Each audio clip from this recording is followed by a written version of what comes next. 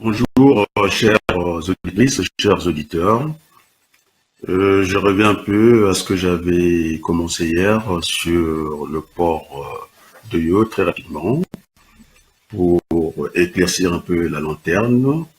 Parce que je parlais des vertus du bateau dans l'économie en parlant de l'écologie, effectivement. Le bateau, sur de longues distances, hein, je vais prendre un exemple. Je suis à Paris, du côté de Creil, lorsqu'on veut faire venir de la marchandise des Pays-Bas. Je pense que c'est mieux de faire affréter par bateau. Déjà, au niveau de la sécurité routière, nous sommes gagnants parce qu'il y aura moins de poids lourds sur la route. Et une fois qu'arrivé à Creil, on peut acheminer la marchandise dans le territoire parisien ou dans l'autre coin, en tout cas de la France, avec beaucoup de facilité. Donc, je voulais dire cela.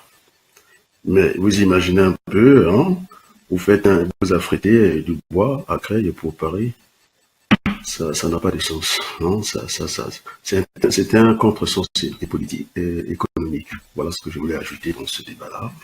Et puis, passons.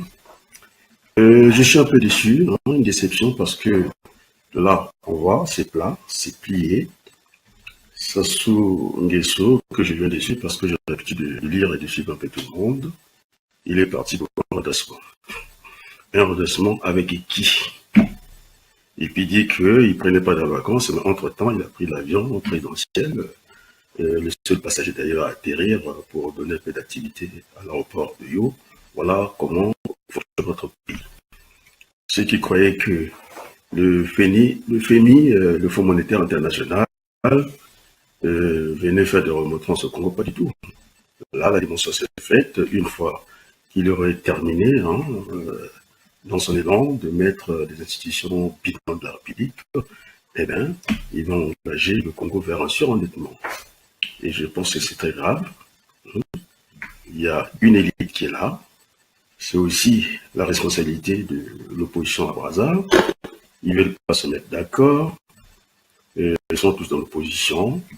Mais tellement qu'ils ont la haine entre eux. Hein, bon, ils n'arrivent pas à s'entendre. Et puis, ils veulent concéder la diaspora, hein, juste comme des porte-valises. Et ça, ce n'est pas bon. J'avais demandé de mettre en place, avant qu'il soit trop tard, un haut conseil de la République avec une relation horizontale en s'occupant, nous, des affaires étrangères, parce que nous sommes un pas de l'Élysée et des ministères français qui gèrent un peu cette affaire du Congo par le truchement du Fonds monétaire international. Personne ne veut l'entendre de son oreille. Et tant pis, on verra bien. Et puis, on a vu la démonstration. En tout cas, je félicite les Congolais du côté des États-Unis qui sont allés faire pression auprès du Fonds monétaire international. Donc, n'attendons pas que RFI vienne allumer les Congolais pour prendre la parole. Je pense qu'il y a beaucoup à dire depuis la nouvelle constitution. D'ailleurs, je suis un peu frustré. C'est lui qui avait parlé le premier de la Nouvelle République, tellement que c'est dévoyé, avec des ponts sans activité. Vous pouvez imaginer la colère qui peut être panée. Donc, voilà, j'essaie de lancer un peu le débat. Il y a tout un chemin, il y a beaucoup qui s'est fait à Brazza, en toute irrégularité. Maintenant, c'est à l'élite congolaise de prendre la parole, de bien s'organiser, d'aller dans un mouvement collégial. Nous sommes à la place de Paris. Le FMI, c'est juste un tremplin. Les choses vont se jouer auprès du Trésor public français. Parce qu'il s'agira de cette dette, de cette reconnaissance des dettes, que Sassou va signer avec le Fonds monétaire international. Donc, et que les Congolais s'organisent, on n'a pas besoin de leadership, je ne sais pas, il y a des gens qui veulent le chef de quoi. Là, c'est plat. C'est dimanche, personne ne veut prendre la parole.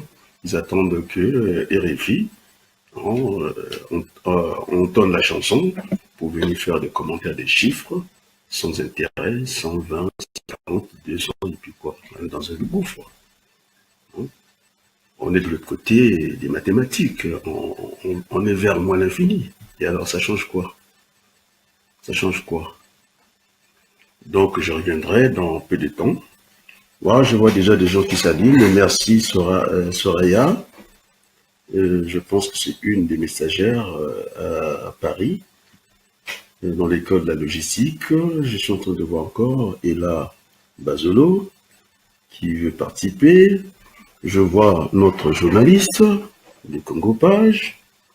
J'aimerais aussi qu'il vienne à l'antenne, qu'il pose un nombre de questions. Et d'ailleurs, je pourrais peut-être m'en prendre aussi à la presse congolaise. C'est une presse des feignants. Bon, maintenant, si vous voulez plus me donner la parole, on va se débrouiller avec les moyens du bord parce que entre les médias sont au milieu. Vous avez les politiques, le PCT qui est en opposition. Vous avez au milieu les médias, la presse, et puis le peuple qui a besoin de ce débat. Hein. Il veut être nourri par le débat, aller chercher quel est entre l'opposition, entre Denis Sassou Nguesso et ceux qui ne sont pas d'accord avec lui, quel est celui qui a le meilleur projet pour le Congo. Vous avez cette croix qui ne fonctionne pas, les médias. Ils vont donner la parole aux bouchers.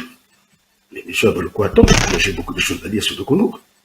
Eh bien, ils sont là, ils ont pris les vacances, comme les Français, ils dorment. Le sujet n'est pas brûlant.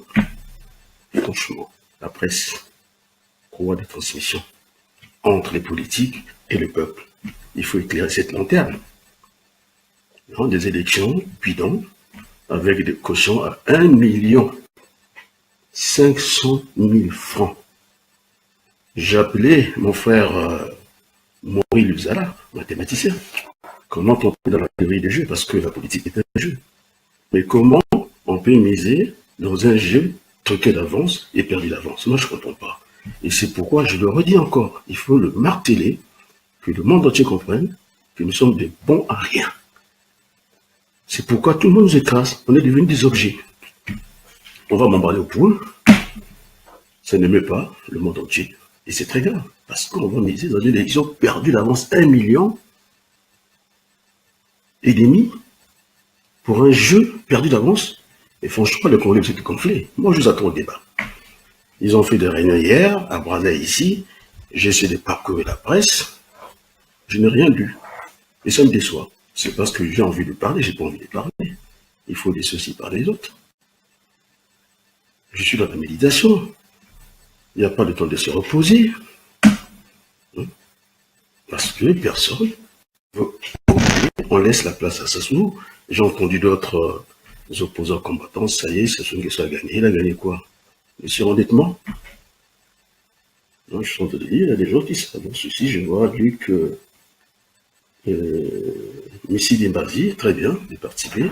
Alors, j'attends vos questions. En politique, il n'y a pas que des bouches qui parlent, il faut qu'il y ait aussi des temps d'écoute. Donc maintenant, je vais prendre un moment d'attendre vos questions. Et puis voilà, je suis à l'antenne, j'attends vos questions.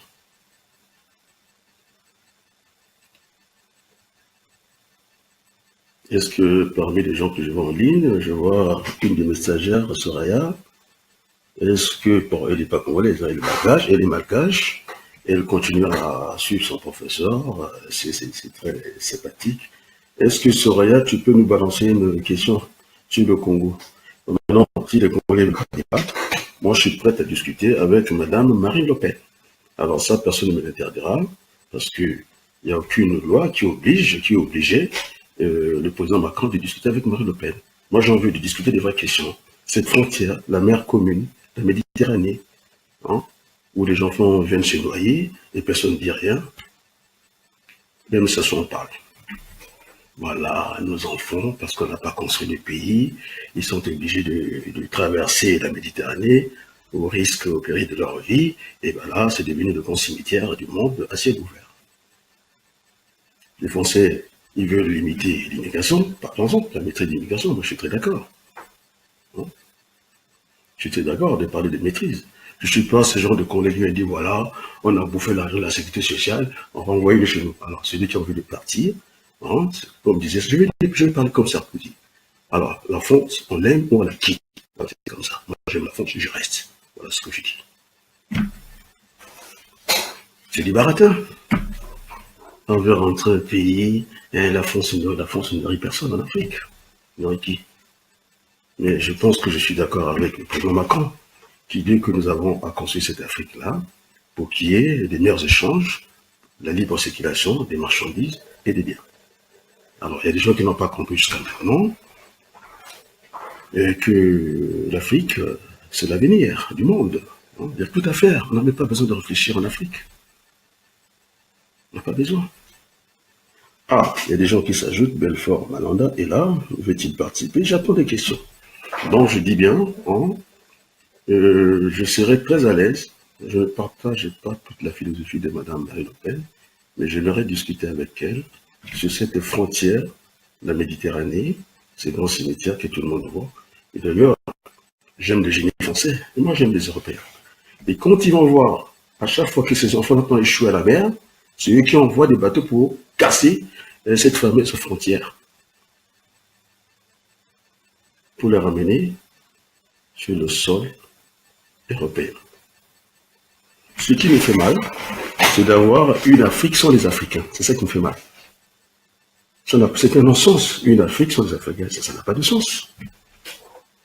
Alors dire ça, c'est commettre un péché. Alors où sont les économistes congolais, où sont les politiques, où est la presse? Ils sont incapables, j'ai écrit à toute la presse.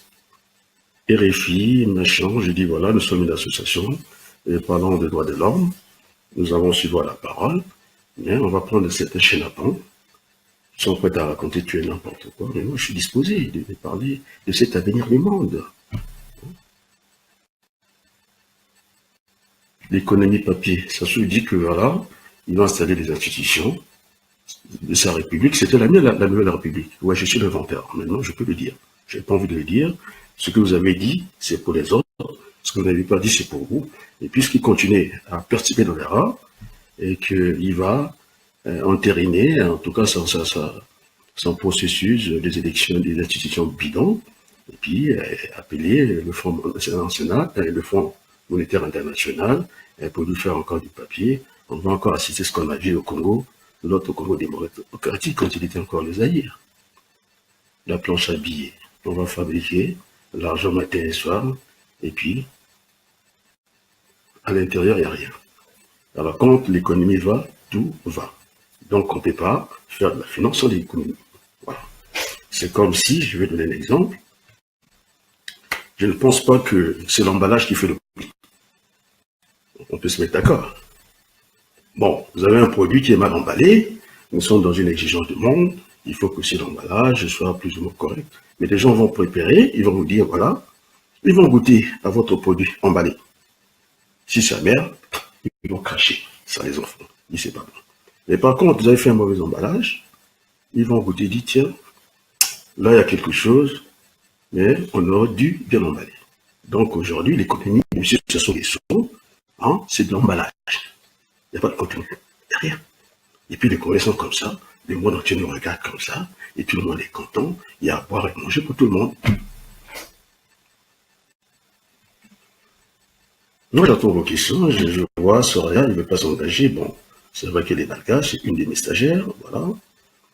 Et là, Bazo, je vois le participer, j'attends la question de M. Yumo, il faut y, s'il peut s'engager, il n'y a rien. Bertine, vous n'avez pas quand même laissé tout seul débattre, hein, des grands sujets comme ça, l'actualité, qui font de notre monde. En France, il n'y a pas que les Arabes. Hein, je suis celui, à l'époque, ça remonte à une vingtaine d'années, qui a fait supprimer les salons de l'armement du Bourget. Parce que j'habite à Blanc-des-Mairies, je disais que les Français n'avaient pas que ces lobbies d'armement. Mais le lobby de l'agriculture est très puissant. L'agriculture française est propre, l'une des meilleures agricultures du monde. Alors, c'est là qu'il faut aller. Hein? Quand on vend du pain, on est sûr demain de revendre du pain, de vendre du pain, de vendre du pain, ce qu'on appelle maintenir la croissance. Mais si vous livrez la calache aux petits, aux gamins, les armes, c'est l'anéantissement de tout un peuple. Après, il n'y a plus de croissance. Je suis très heureux. D'ailleurs, je parle sous le couvert de Facebook. Je vais essayer d'aller loin. Je pense que Kemayou, journaliste de Télé Sud, est témoin. Et je suis très fier que, malheureusement, que l'ancien président François Hollande avait repris ce que j'avais dit pour l'Afrique. Cette croissance partagée, ça vient de M. Abalokou. On peut prendre les, comment on appelle ça, les vidéos, les interposer. On verra bien que, effectivement, parce que j'avais l'habitude d'écrire à François Hollande. C'est dommage qu'il n'ait pas pu faire ce que j'avais dit le premier, cette croissance partagée. Oui, l'Afrique, c'est un continent d'avenir. S'il y a des doutes, je demande à Kemayou, on prend des vidéos. Je lui dis solennellement, j'étais candidat à la députation française. C'est à ce moment-là que je vais parler de cette croissance partagée. On peut vérifier des cassettes, je vais me mettre. Alors, moi, je suis pour discuter avec l'élite internationale, parce que les répétitions, voilà, RFI a dit, papa m'a dit, il a dit, alors c'est plus de parole d'évangile. Bon sang, l'avenir n'est jamais écrit d'avance. Ce qui reste à faire, ça y est, les choses sont pliées, tout le monde dort, ça soit gagné. Et gagner quoi? L'avenir est multiple et incertain, disait un certain Michel Baudet, l'un des meilleurs en économie de la prospective. L'avenir est incertain, multiple, on ne sait pas ce qui va arriver demain. Un moustique est plein d'un piqué, je ne sais pas qui, et puis voilà, c'est sa vie. Ça y est, les choses sont pliées, c'est plat, tout le monde dort. Il continue à dormir. Maintenant, c'est entre eux, à Paris, ils se jettent des pics, voilà. Je suis celui qui a initié, je ne sais pas, à quelle conférence au Congo.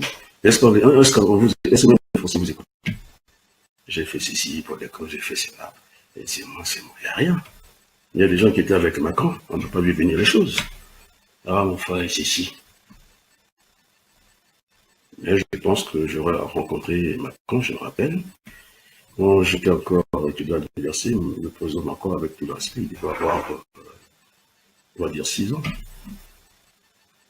Je pourrais être son père. Donc, j'attends ce moment solennel, qui est une bonne discussion. Je pense que jusque-là, oui, on peut lui reprocher certains écarts, mais pour l'Afrique, je pense qu'on peut encore compter sur lui. C'est un jeune homme qui a mis tout le monde d'accord, donc ce n'est pas rien. Il est sorti toute cette vieille classe politique en un rien. Et pourtant, en politique, il ne devait pas avoir des hommes providentiels. La politique est une science. Ils allaient à l'école. Moi, je proposais aux Congolais de faire des économies en vie humaine. Parce que la bataille, ça ne sert à rien. Parce que la finalité, c'est ça la finalité des intellectuels. La finalité, c'est quoi? C'est de se retrouver autour d'une table. Autant le faire maintenant. Pourquoi c'était un viscéral? Est-ce qu'il y a encore des gens? Je vois. Oh, ça, c'est un frangin qui arrive, Paul Kongungus. Ça, c'est un parent, c'est un frangin. Merci d'être là. Ça m'encourage. On nomme un gouvernement des parents. Est-ce que c'est normal? Bon, je vais vous parler de Macron. Ceux qui ne connaissent pas la famille Macron. C'est le seul à faire l'économie. La famille Macron, son père, grand professeur à du renom. Sa maman, médecin. Son frère, médecin. Sa tante qui habite à Nia, pharmacienne. Est-ce qu'il a pensé un seul instant de nommer son père ministre de la Santé? Mais c'est incroyable. Qu'est-ce que c'est cette façon? On laisse comme ça, et c'est bon. L'oncle, président de l'Assemblée, Kaya, les Kapuna, chacun, on place tous les gens d'une même ethnie, allez, qui va gérer je ne sais pas quelle caisse. Mais il y a un journaliste qui a dit, même les petites recettes du trésor public, il faut que ça rentre au trésor public. C'est lui qu'on a fait le sport, vous allez voir qu'il ne rend même pas un sou. Dès que la fin du match, même pas avant la fin du match, il arrive, il va prendre la caisse. Parce qu'il a l'habitude. Le nouveau ministre des Affaires du Sport, je dis même des Affaires du Sport, le ministre du Sport. Dis-toi qu'il n'a rien laissé dans la caisse, son ami à Poinard semble-t-il laisser 5 milliards. 5 milliards, c'est rien du tout.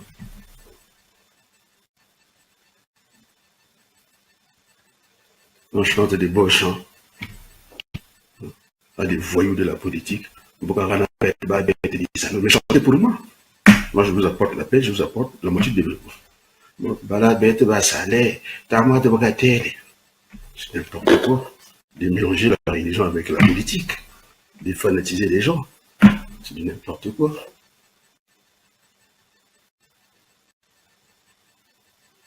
Alors ça, les débats sur la culotte de Madame la Présidente, ah ça, sont très bien placés. Ils veulent savoir si elle a trois couleurs, vert, jaune, rouge, ou une couleur unique. Est-ce que le débat est là? Qu'est-ce qu'on a à voir? Ce débat en bas de la ceinture. Moi, je ne l'ai jamais fait.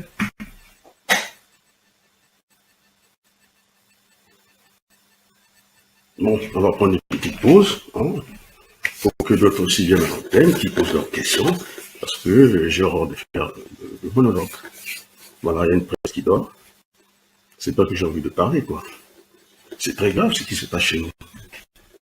Ça veut nous empêcher de dormir. Même la Bible dit de dormir d'un œil, de veiller prier. Et tout le monde dort. Ils ont fait de réveil hier, personne n'est au courant. Ils nous affichent quelques photos. Mais on est dans un monde du numérique. Mettez-nous le son, la parole. Image, voilà, on a fait la réunion. Vous avez fait la réunion, vous avez parlé de quoi?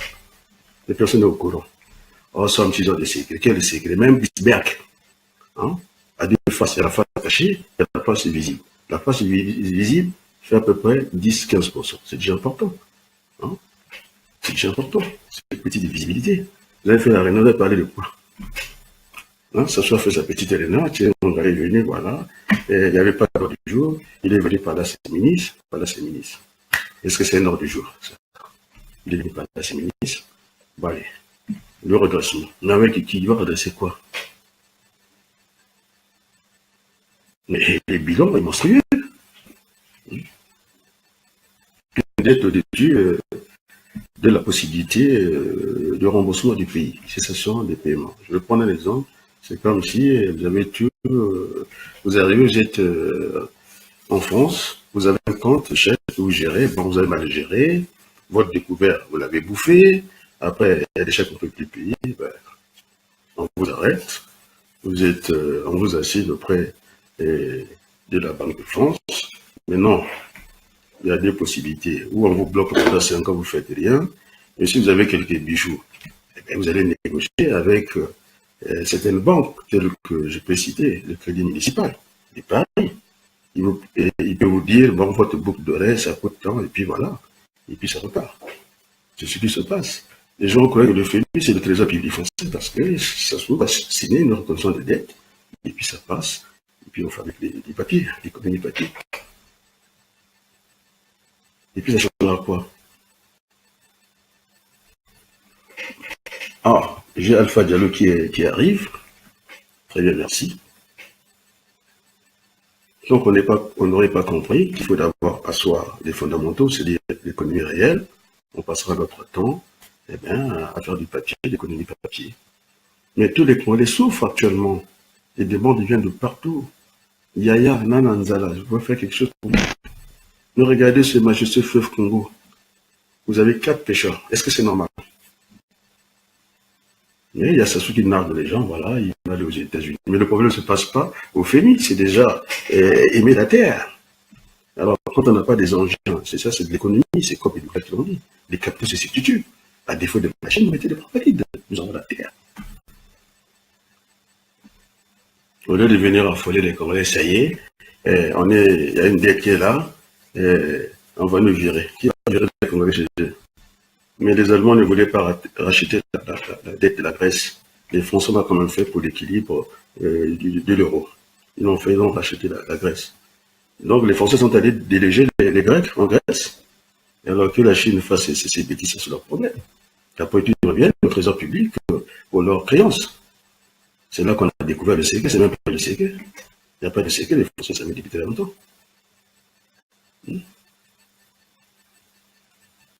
Les Chinois ont des missiles qui ne peuvent même pas atteindre le Congo, donc il n'y a pas à faire peur aux Congolais, ça c'est tant pis pour eux. Ça c'est une dette, ça ils vont régler avec ça, ils continuent de faire en Chine, ils règlent avec lui, rien à voir avec les Congolais. Parce que déjà le pardon n'est pas légitime. Tout le monde a vu quelqu'un débarquer, hein, quelqu'un dans sa maison, un scrutin privé, 100%, c'est quand même grave. Et vous avez un boulot, il ouvre ses lèvres tranquillement, blablabla, il a gagné 100%. Comment quelqu'un qui fait une élection chez lui, C'est pourquoi vous n'avez jamais donné le taux de participation. De surface exprimée, comment vous le calculez au Congo? Est-ce que vous comptez les bulletins nuls, les abstentions? Je ne sais pas comment vous calculez vos affaires-là. Donc, ça nécessite aussi une petite formation. Incapable de compter 200 bulletins de vote par jour. Alors, on prend, on va donner au maître d'école, M. Mboulou, qui va vous dire qui a gagné. Je dis n'importe quoi. Et vous voulez qu'on avance? On ne sait pas compter 200 bulletins de vote.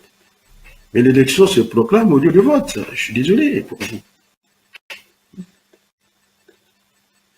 On va rafistoler le vote du peuple. On rafistole. La limitation n'est pas indiquée dans l'élection. Les comptes ne sont pas certifiés. Moi, je suis à la dictation française. Je peux vous garantir. Hein. Bon, alors, je vais prendre le temps de la pause et puis je reviendrai dans un court instant. Et merci pour ceux qui sont en antenne. Ça fait beaucoup de bien. Merci.